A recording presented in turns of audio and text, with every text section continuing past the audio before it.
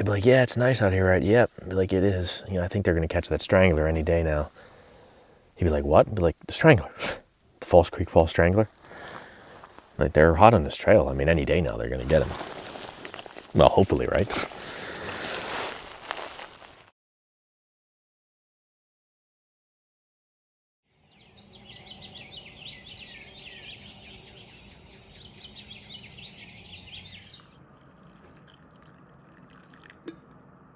What's going on, everybody? I am leaving Franklin, Tennessee right now. I'm headed to Falls Creek Falls State Park. This is a place where I did a trip not too long ago in the winter, actually. So after you watch this video, check that one out if you want to see what a winter trip there looks like. I got snowed on pretty good, actually. 3 to 4 inches of snow, probably. And I got about a 2-hour and 20-minute drive ahead of me. And it's going to be a 2-day trip, an overnight trip. Perfect weather, high of about 70 degrees, low of about 45. And I'm looking forward to it. So we'll see you at the trailhead. All right, so this is the overnight parking area for the Falls Creek Falls backcountry campsites. It's off 284, and it's actually right by this trailhead. I'll show you here, but it's kind of out of the way actually in terms of where you could really park ideally. So here's the trailhead. So this is where they have you park if you're camping overnight in the backcountry. Some water source information here. I'm headed to campsite number 2, and within that spot I am staying at site number 3. There are 4 sites at campsite number 2. One group site, which is spot number 4, and then there are 3 smaller sites. This winter I did a trip here, and check that out after you watch this. I got snowed on pretty good, and I stayed at campsite number 2, spot number 2 within that campsite. So I'm basically going to be adjacent, 30 yards from where I camped before. The weather is going to be much nicer though than it was on that trip, although I was kind of looking forward to snow, so I can't really say the weather was bad. I mean, I went out there expecting it. It's about 70 degrees right now. The low is going to be around 45. The humidity, my guess, would be probably about 40%. And I have cell service here, which is kind of nice, so I can check the weather and stuff like that and see actually how cold it gets. So as you can see here, just a couple minutes after the parking lot, you cross back over 284 and continue on the trail. So this trip almost did not happen. And I booked this trip weeks ago. And if anyone who, backpacks or anybody who's even traveling in general right now knows how busy everything is, because people have been cooped up indoors last year because of COVID and all that stuff. So people are wanting to get out, especially into the wilderness. And I managed to get, a campsite. Now, when I reserved it a couple weeks ago, it was pretty wide open at that point. And I got a campsite, going over a log here. And I remember when I went to click confirm, it rejected my credit card because the expiration date was wrong. You know how your browser saves your credit card? For some reason, I don't know if I switched to Google Chrome or something, I don't know, but it had the wrong expiration date. So I corrected it, hit it again, and it said, confirmed, whatever, congratulations. And then yesterday, when I went to go back find the confirmation email, I realized that I never got one. And I'm like, oh, great. So then I looked at my Amex, and I realized I was never even charged.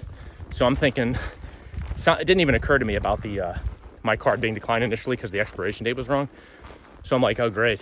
I have no permit. I'm not going to be able to go. And I had already got all my stuff packed up, all that stuff. And so I called the park as soon as they opened yesterday at 8 a.m. And luckily there was a spot at spot number 2, campsite number 2. I was originally headed to backcountry site number 3, which is the opposite direction. But that hike is pretty much all wooded to campsite number 3. It's not as scenic. And, I've done this before, so I know there's multiple waterfalls and all that. So all in all, it worked out, but it could have been a disaster.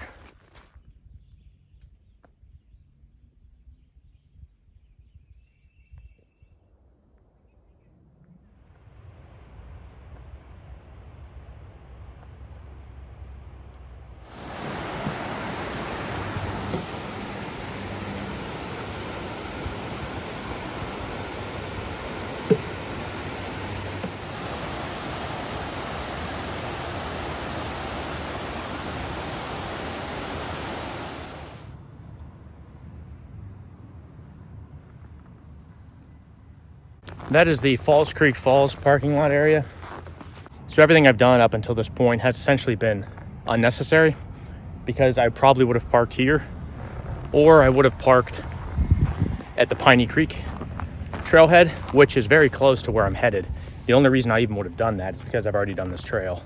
I will say this, if you do that section, which you have to if you come here for an overnight backpacking trip, make sure you bring a GPS, because it's extremely confusing, and there's all kinds of different which ways you can go. There's bike paths.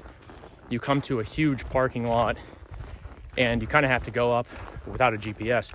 You'd have to kind of go up and study the map to see where you pick up the trail. There's actually one section of the trail that my GPS showed that I should take that was closed for restoration, and not like the wildlife restoration where they're letting like regrowth happen, but I think there's actually some structural, some bridge or something. So there was a slight detour I had to do, but honestly, without a GPS, it would have been extremely confusing.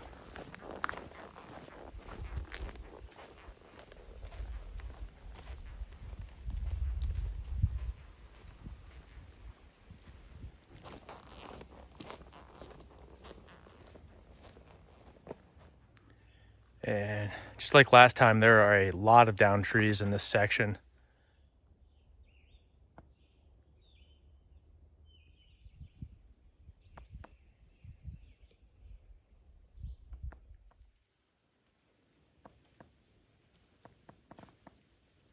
There's a bridge that used to exist between backcountry site 1 and 2. And because that bridge is out and they don't have any immediate plans to fix it, you have to take this sort of long route that I'm taking all the way back from the overnight trail. Otherwise, even if you parked at the overnight trail parking lot, you could have kind of gone on a more northern trail and passed campsite 1 over to campsite 2. But if you tried that now, once you pass campsite 1, you're going to get to a stream that you really can't cross without that bridge. Now, I don't know, maybe if you hike downstream or upstream a ways, maybe you find a place you can cross. I have no idea. My guess is probably not, especially if there's been a lot of rain recently. Otherwise, they would probably tell you, hey, you know, there's plenty of places to cross. But unfortunately, I don't believe there are. So you kind of got to go this route through Falls Creek Falls parking lot and then down here on this lower loop. Coming up on Piney Creek Falls parking lot. I'm making pretty good time, actually. This is not that far from campsite number 2. I think it's still a couple miles. I have to look at my GPS, but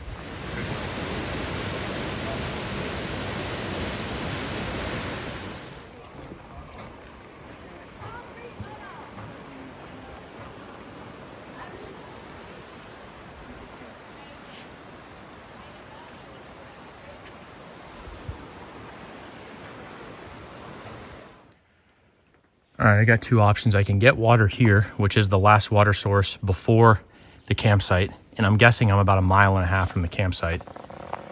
Or I can get it at the campsite where there is a water pump. However, the water pump puts out this orange water, and I think it's just like little rust or something in the water, and it gets all in your filters and stuff, and I don't know, it's also hard to pump into with one person because you got to hold your container with one hand and pump with the other. But if I fill up water here, I'm going to be carrying 2 extra liters of water for the remainder of the hike, which I don't remember what 2 liters of water weighs. Probably, I don't know, 4 pounds. I don't really remember. That could be off. Don't quote me on that. I think I'm going to get the water here. Here we are at backcountry area number 2. I don't think there's anybody here. If they are, they're being very quiet because these sites are not that far from this area right here. So let me show you where the campsites are, because they're not really laid out correctly on the map on the park's website. It's kind of misleading. Campsite 1, it's going to be the first one you're going to come to, which kind of looks like that clearing area right there. But campsite 3 is right here. That's where I'm staying. Campsite 2, straight ahead that way. Campsite 4 is over here. Campsite 4 is the larger group site. So on the map, it shows campsite 4 next to campsite 3, meaning like almost like it would be campsite 2, right? It's not across from it. Now, maybe I'm missing something, but it's just very misleading in my opinion on the park's website in terms of how these are laid out. The water pump is right here. So it's not really clear where campsite 3 is, but I stayed at, yeah, campsite 2 last time. Oh, it's right here. Okay. So this thing is not that easy to use with one person, actually. You got to pump with one hand and hold it with the other, and hold your container with the other. And like I said, it's kind of orangish water comes out of it. But, all right, let's see if I can find this. What I'm hoping is that there are not any, or not too many dead trees. Ah, right here. Yes, so that's gotta be it. I wonder what that is. It's obviously restricted area, but I wouldn't think this goes back to a campsite, but I'm just gonna check to make sure that it doesn't.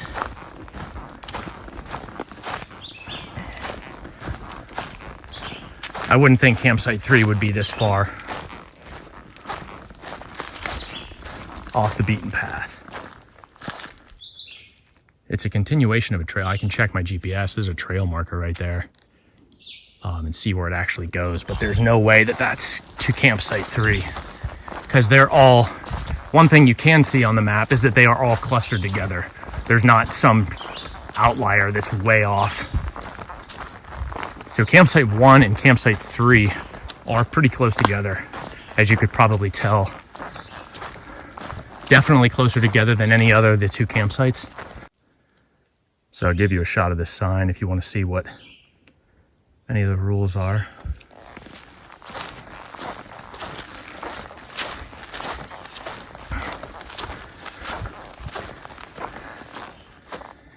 Well, unfortunately, people tried to burn trash that can't be burned. Look, it's one thing if you want to burn Kleenex or something, but... All right, one thing to note about campsite 3, which I'm at, is that this is not the place to hammock camp. In fact, if you reserved this spot and you have a hammock, you're screwed, because there is nowhere to put a hammock here. Campsite 2, for sure, you can get a hammock, and it looks like campsite 1 as well, you can get a hammock. Campsite 4 is the only other one I haven't seen yet, but that's the large group site, so you're probably not going to be reserving that one anyway. But these are, 1 and 3 are a lot closer together than I thought. I mean, they're so close together that somebody could easily mistake one for the other. So it was about 7.4 miles to the campsite. It took me about 3 hours and 10 minutes roughly. Actually, probably like more like 3 hours even, because I did walk around here for a little bit before I remembered to stop recording on my GPS. So 7.5 miles, about 3 hours, and it is about 2 o'clock in the afternoon right now. I am the only person here. All right, I got the tent set up. This is the Z-Packs triplex in the dirt color. This is only the second time I've ever set this up. The first time was in my backyard. It's not bad. I think I did a pretty good job. And you know, I've got some, probably a little bit, you know, imperfection here, that crease right there, which could probably be fixed by maybe taking this corner and pulling it more this way, or a couple other adjustments, but it's actually a lot sturdier than I thought a tent like this would be. And I really struggled with getting one of these for a while, but ultimately pulled the trigger. And yeah, I'm liking it so far. We'll see how it does tonight. I'm starving. I'm gonna make some ramen. I didn't eat all that much actually this morning. I kind of have a habit of doing that when I go backpacking for some reason. And all I had on the trail was a Cliff Bar, and all I had this morning was like a couple ounces of almonds. So total today, I've probably only eaten about 400 calories, and I hiked, what was it, what did I say, 7.5 miles. So we get these little ones. I've shown these before on, it's called Mike's Mighty Good Chicken Ramen Noodle Soup. But the cool thing about having this paper cup is that if you have a large backpacking meal, like a freeze-dried meal, and you want to split it with somebody, this gives you a container to put it in, so you don't have to put it in a bowl or something like that. It's like a disposable container in and of itself, which is kind of good. This site is so close to that other site. I'm thinking when the people show up, they're gonna initially maybe think that someone's in their sight. I mean, it's 25 feet from probably where their tent's gonna be. It's gonna be kind of weird filming, and it's kind of a good thing I brought this lapel mic. So this is the Rode, hooked up to my phone on the tripod. I have the Rode Wireless Go mic, and then you can just run it completely wireless, like, and it feeds off this thing, or you can connect a lavalier mic into this and run it up here. But at least with this lavalier mic on, I can kind of keep my voice down, and the camera will still be able to pick up the audio, because otherwise I'd just look like a maniac. Actually, I'm probably gonna have to tell those people, hey, I'm filming some stuff for YouTube, so if you see me talking to myself over here, don't think there's a psychopath 25 feet from you tonight. Be like, if there is a psychopath 25 feet from you, I'm the person you want, because I have an axe, I have a gun, so sleep tight. I brought my Glock 43 on this trip. There are no bears here, so it's just for personal protection. It's not really wildlife or anything like that. You know, I took an extra magazine, and usually that's what I'll take on most trips where there are no bears. It's kind of the perfect size. I really wouldn't want anything smaller than that, and you don't really need anything bigger. I put a piece of masking tape on here, painter's tape, and then I basically write on here. So this says 2 boils and 40-degree weather. So I know how many boils I've used this canister for and at what temperature they were. Because if it's really cold, it takes a lot longer to boil something, obviously, so you're gonna use more fuel. Now, these do have these markers on here where there are other ways to tell how much is in here, but it's just much easier that I don't have to do that. I can just glance at this and know, okay, I've only got 2 boils on it. Once it gets past a certain point, I really won't even risk it. I'll just throw it away. I'm not gonna come out here and run out of fuel, or I'll bring a backup, which I don't really wanna have to do, but I'm about to filter some water. The pump that I showed you on the way in, like I said, it's a little bit hard to work with one person. So what I did is I filled this thing up with 2 liters of water at that stream back there where I did some filming, which was about, that definitely looks like a tick. I'm 90% sure that was a tick. I'm honestly not really used to having to deal with ticks that much, because I've really only ever done a couple of trips around this area, part of the country, when it's warm out. Most of the trips we do around here are either in the fall or the winter time. It's just too hot in the summer. I mean, there's no way you'd get me out here to do that hike I just did in August, July or August, in 90 degrees with 90% humidity. So during the summertime, we usually do at least a couple trips out west, and there are just a lot fewer bugs there. So you don't really ever have to deal with ticks. And honestly, most of the areas you're hiking are pretty wide open. Some of them are anyway. And so you're not really walking through dense brush on the trail. There are some places where we've done that, but for the most part, there are just fewer bugs in general, regardless of where you're at. So you don't really have to worry about ticks that much. And I probably should have sprayed my pants down with off or something before I came. I did bring some bug wipes that I can use. But yeah, I hope that there are no other ticks on me, honestly.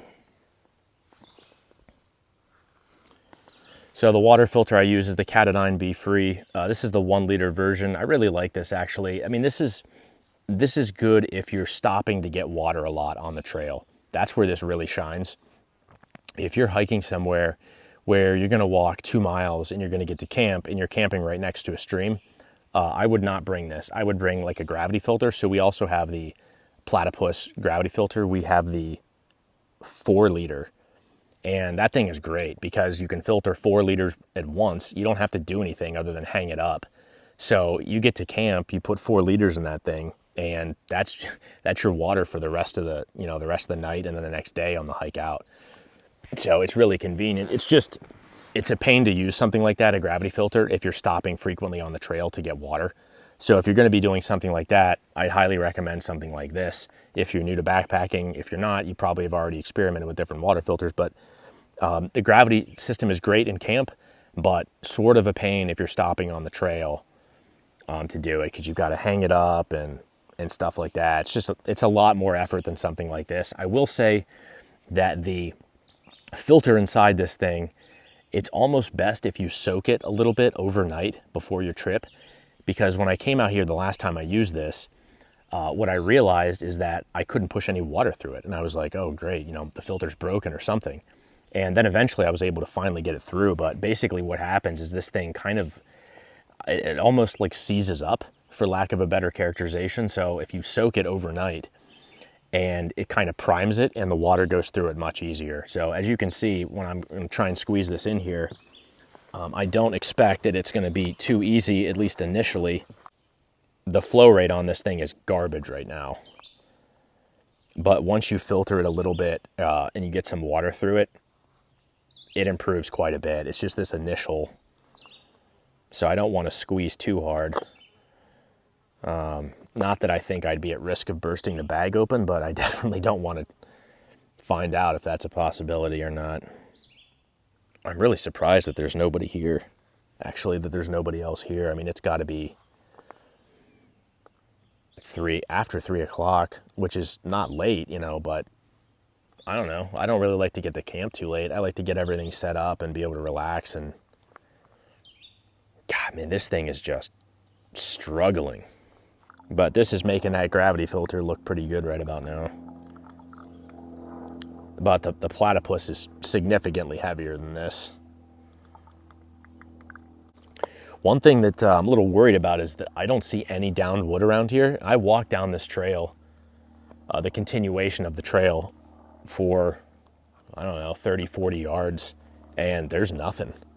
I was lucky enough that when I stayed at campsite 2, which is right back there, there was a nice down tree 20 yards behind my campsite, so I took a bunch of wood from that. I don't see anything around here, unfortunately. And yeah, I could probably walk and find some, but I've also got to carry all the wood I cut back from there. I don't really want to do that one log at a time, or carry up 5 or 6 logs in my arms and get 3 more ticks on me. So I might try and see what I can find that's smaller around here. I can say without question, this is the longest it's ever taken me to filter any amount of water, let alone a half liter. I tell you what, it's going to be weird when those other people get here that are in campsite 1. Like, I'm staring directly at them. Like, there's no way that I'm going to be able to talk, or they're going to be able to talk, without one or the other hearing every single word that the other person's saying. Hopefully they're not weird people. So right here next to the campsite, there are bathrooms. This one's newer, obviously, but somebody left the door open, which I'm assuming was to keep the smell down as much as possible. But you're really not supposed to do that with these, because as you can see, there is the makings of a wasp nest at the top, and there are a couple wasps on it, which I could probably knock down with a stick, but I'm really not trying to get stung by a wasp or anything while I'm out here.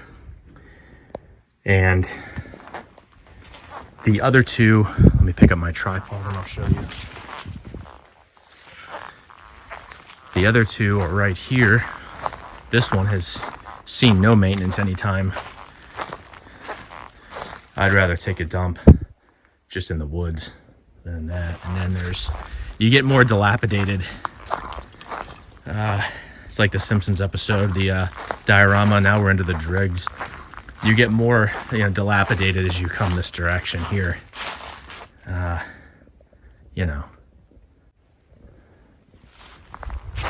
All right, so this is the closest down tree that I found that has any decent amount of wood. So this is what campsite 4 looks like. This is the large group site, by far the nicest campsite. Nice sitting logs, nice fire ring.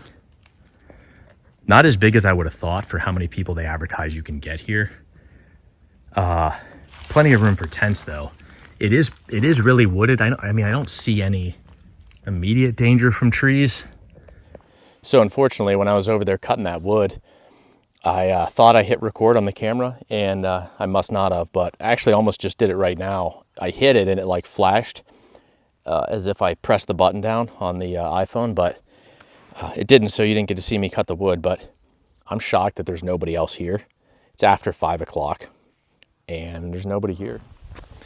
So for dinner, I've got chicken fried rice, Mountain House. All right. We usually eat dinner pretty early at home, so I'm probably gonna make dinner here shortly. Now I'm gonna switch into my Crocs, which is arguably one of my favorite things to do in camp because it feels incredible. I almost didn't bring these this time. It's like, I know there's no water crossings because I've done this trail before. I know it's easy to say when you get to camp because you've already carried them the whole way, but I've never regretted bringing these after I've gotten to camp. I might have mentioned this in another video, but these are the ones that don't have the holes on the top, which I actually prefer because especially in the desert or places where there's just a lot of dust, these keep your socks a lot cleaner and your feet cleaner. So if you only have one pair of socks and you want to wear those at night in your sleeping bag, you don't have dust and stuff all in your shoes, all over your socks that you're going to get in your sleeping bag and all that stuff. So that's kind of nice. They are slightly heavier though because they don't have those holes cut out all over them. Chicken fried rice. And it is about 5:45 and still nobody here but me. Sunset is at around 7:30. There's the pile of firewood I have. There's the bigger stuff is underneath the small stuff. That's gonna be more than enough.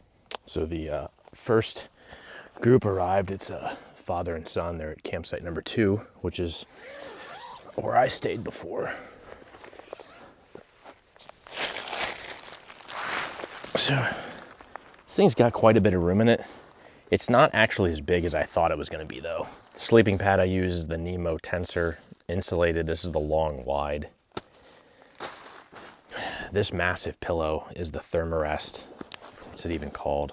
I forget what this is called. Thermarest camp pillow, or it's really popular.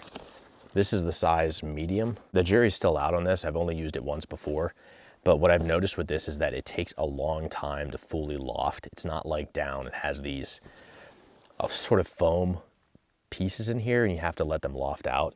And in my experience, it takes a lot longer than just like a few hours.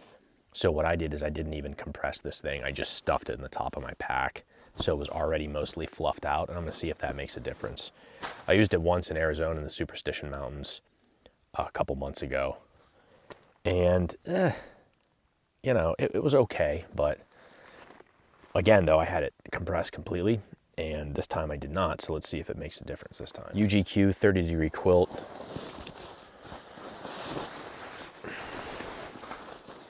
I have my down puffy Arc'teryx. I've got my Goose Feet gear, down booties, and it's gonna be about 10 degrees warmer than it was forecasted. The low's only gonna be about 55, but these can still be really nice. I do take a dedicated dry sack. This is a Sea to Summit 20-liter E-Vent E-Vac dry sack. It's a little heavier than some other dry sacks. It's not the heaviest, but it's like a legitimate dry sack, meaning that you can submerge this underwater and your stuff's gonna stay dry. I don't really do the thing where you put a contractor bag or garbage bag inside your pack. That can work if it's just for rain, but if you were to fall down in a stream or something, you want your life-saving stuff, your sleeping bag, your quilt, your down jacket, you know, your sleep clothes, your power bank, stuff like that, that you need to stay dry. Personally, I think you should probably put it in an actual dry bag. They'd be like, yeah, it's nice out here, right? Yep. I'd be like, it is. You know, I think they're gonna catch that strangler any day now. He'd be like, what? I'd be like, the strangler. The False Creek Fall strangler. Like, they're hot on this trail. I mean, any day now they're gonna get him. Well, hopefully, right? I actually did that to a buddy of mine. When we were in college, he rented this apartment. It might have been right after college. I don't remember. But it was called, the complex that he rented it in was called Talmadge Oaks. And he calls me, he's like, yeah, I got an apartment. I'm like, oh, where'd you get it? He's like, oh, Talmadge Oaks. I was like, yeah, right. No, seriously, where'd you get one? He's like, no, it's called Talmadge Oaks. I was like, you didn't hear about that strangler? He's like, what? Like the Talmadge Oaks strangler. I was like, they think they're gonna catch him soon, but I mean, I think he killed like 3 people there.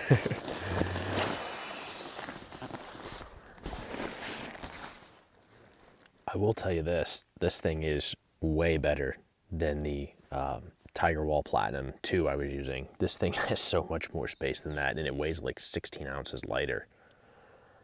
Well, 14 to 16 ounces lighter, depending on how many steaks you take with this. Yeah, I mean, just for the amount of space you get in here for less weight is really awesome. So right now it's still just me and the one other group, the father and son over there. The people that were supposed to be right next to me haven't shown up yet. It's about 7:30. I went ahead and put this mosquito net on because the mosquitoes are out a little bit more than I thought they would be. Not really bad enough to need a bug net, but I have it, so why not? It's better than just constantly swatting them.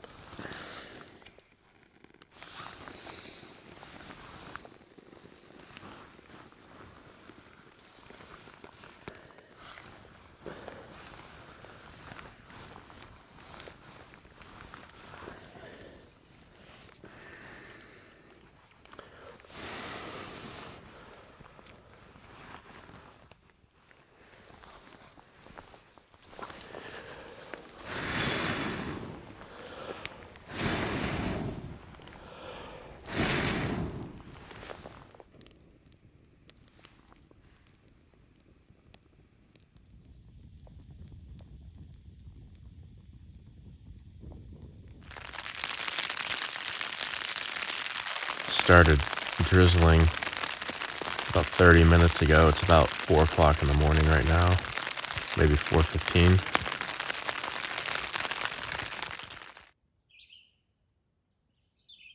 Good morning. It's 10 after 6. I don't know how much sleep I got last night, but it wasn't much. It started drizzling, but not until almost 4:30 maybe. I don't know. And it never really rained that hard, but everything in here stayed dry.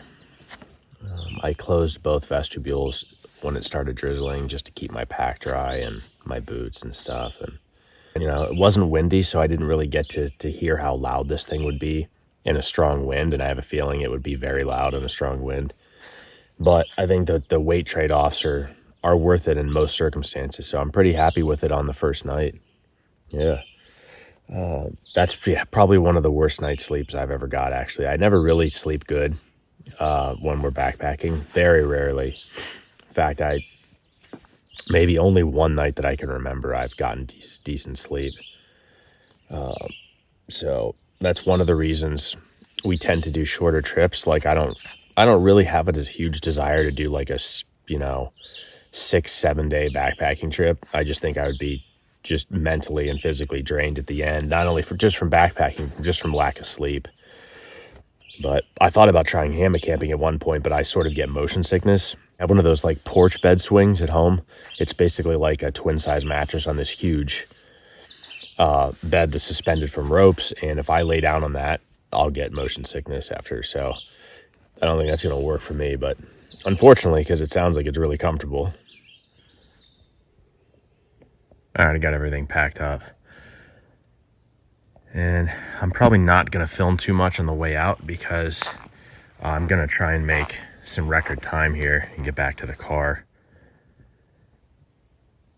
But I took some photos of the campsite so I could actually post them to All Trails and some other sites because there aren't really any good photos of them online. And basically to illustrate that, campsite number 3, which I'm at, and campsite number 1, which is right there, are extremely close, but also that campsite number 3, my campsite, is not really hammock viable.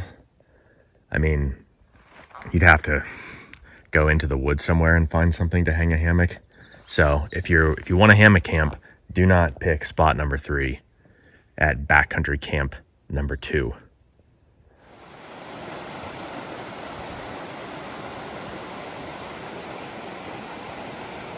All right, I'm back at the trailhead, and interestingly, it actually took me the exact same amount of time to hike out as it did in, which I'm pretty happy with because I was pretty tired today, actually not getting any sleep. And it's been a while since I've hiked, so it's been a couple months, so my legs and feet were sore and everything. So 3 hours, about 7.5 miles. I forget the elevation gain. Most of the elevation gain was in like little sections where it was really steep. but there was some. I think it was maybe around 1,000 feet. But I got about a 2.5 hour drive. Hope you guys enjoyed this trip. If you have any questions about gear I used or anything like that, just leave them down in the comment section. Appreciate it.